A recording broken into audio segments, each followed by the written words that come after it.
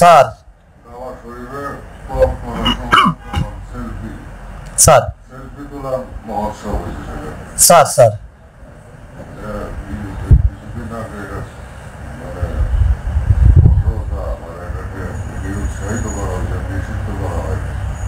sir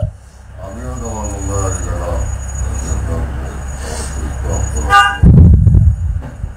আদৌ আল্লাহ আল্লাহ আদৌ কথা বড় সে আদৌ হারাই স্যার মানুষের ভিতরে এটা একটা ছবি তোলার আল্লাহ থেকে রুজি থাকা সেটাও নাই এগুলো দুনিয়ার অবস্থা স্যার এগুলো হচ্ছে পশ্চিমা সভ্যতা এবং বিকৃত সংস্কৃতি জঘন্য সংস্কৃতি বিকাশ প্রকাশ প্রযুক্তির মধ্যে দিয়ে মানুষকে ফসাই দিচ্ছে যার জন্য এখন সেই আত্মশুদ্ধি প্রধানমন্ত্রী তথ্য পারের জ্ঞান আল্লাহ তার উপর বিভাগকে প্রস্তাবিত হওয়া এবং খানিক করে যদি পরিষ্কার করে আল্লাহর সাথে মিলিত হওয়ার জন্য যে পদ্ধতি আল্লাহ তাআলা আমাদেরকে আল্লাহ হাবিবের মাধ্যমে আমাদেরকে শিক্ষা দিচ্ছেন সেটা বলছি না হয়ে প্রচারিত এই জন্যই মায়ের আসতেছে মুসলমানদের উপর মায়ের আসার এটা অন্যতম কারণ আর বিধর মেয়েদের উপরে মায়ের আসার কারণ আছে কারণ তারা সেবা লঙ্ঘন করছে এবং তারা সেবা ছাড়াই চলে গেছে খোদার দহিতা চরম আকার ধারণ করছে উশৃঙ্খলতা সেবা ছাড়াই গেছে বেলেল্লপনা বেহায়াপনা সীমা ছাড়াই গেছে যেটাকে আপনারা বলছেন যে আল্লাহ তাআলার নাইট্রিক অ্যাসিড মারবেন লোহার মই টানবেন দুনিয়ার উপরে এটা খেলা শুরু হয়ে গেছে এবং দুনিয়াতে কেউই বাঁচবে না বেশি কে বাঁচবে কে মরবে যারা কেউ এখন জানে না তবে ঘটনা শুরু হয়ে গেছে কিন্তু আমি যেটা সতর্ক করছিলাম আমার কর্তব্য ছিল আজান দেওয়া কেবলাজনের গোলাম হিসেবে আমার কর্তব্য ছিল আজান দেওয়া আমি আজান দিছি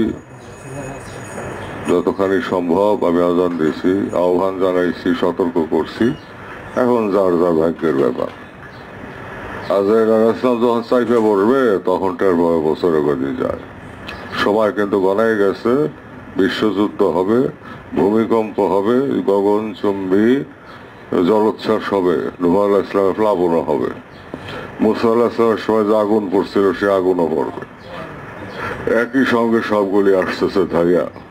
কারণ মানুষ সবচেয়ে বেশি উশৃঙ্খল হয়েছে সৃষ্টির শুরু থেকে হযরত আদম আলাইহিস সালাম থেকে শুরু করে এই পর্যন্ত যত মানব সভ্যতা আসছে সবচাইতে খারাপ জাতি হয়েছে এখন দুনিয়াতে মানব জাতি সবচাইতে খারাপ এবং প্রযুক্তিরও উন্নতি হয়েছে সবচেয়ে বেশি অর্থাৎ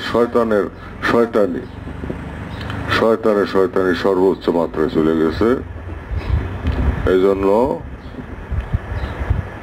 আল্লাহ তাআলা ছাড়বেন না কাউকে অতএব কেবলাজনের মহব্বতে চোখে পানি নিয়ে যারা থাকবে তারাই রাসূলুল্লাহ সাল্লাল্লাহু আলাইহি ওয়াসাল্লামের পাক মহব্বত পাবে এবং রাসূলুল্লাহ সাল্লাল্লাহু আলাইহি ওয়াসাল্লামের পাক মহব্বত যাদের ভিতর থাকবে তা আল্লাহর রহমতের চাদরে ঢাকা থাকবে এতে কোনো সন্দেহ নাই আর এই দুনিয়ার চাষা কাটালের ভিতর পড়ে যারা এখন পর্যন্ত দুনিয়ার পাশে দৌড়াইতেছে এই দুনিয়াও পাবে না 2 দিন পরে মইরা পয়সা ফুলে যাবে মাটির সাথে মিশে যাবে মিনহা খালাকনাকুম ওয়া ফিহা নুঈদুকুম ওয়া মিনহা নুখরিজুকুম তারাতান উখরা অতএব সতর্ক হওয়া উচিত আমাদের সবারই তওবা করা উচিত আমাদের সবার এবং এখনই আমাদেরকে পরিশুদ্ধ হয়ে যাওয়া দরকার দুনিয়াতে মানুষ বাঁচবে না সৃষ্টিকুল ধ্বংস হবে এখন তো এখন বাজার নামাজ শুরু করতে হয় স্যার নামাজ শুরু করো স্যার সবাইকে সতর্ক করলাম সবাই সতর্ক হন আদবের সাথে চলেন অবনত মস্তকে পীরের দরবারে থাকেন এবং আপন পীরের কদমে আল্লাহকে পাওয়ার উদ্দেশ্যে, রসুলের জিয়ারতের উদ্দেশ্যে আপন মুর্শিদের কথা প্রথম দরজায় এখানে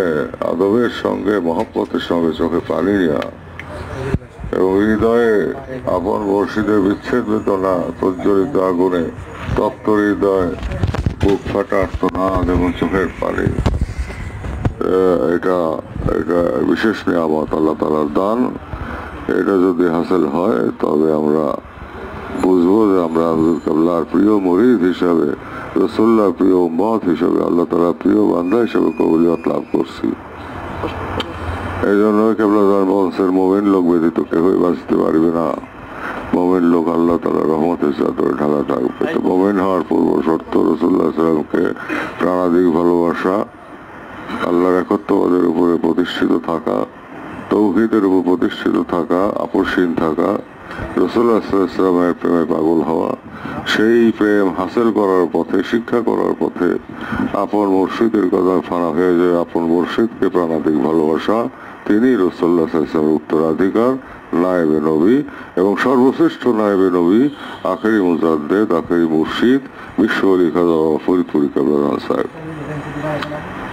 তাই সেই দিকে রুজু হইয়া চোখে পানি নিয়ে থাকে, তারা হইল যে বিপদ আসতেছে, আপনারা এখনো বুঝতেই পারতেছেন না কি ভয়াবহ অবস্থা আসতেছে,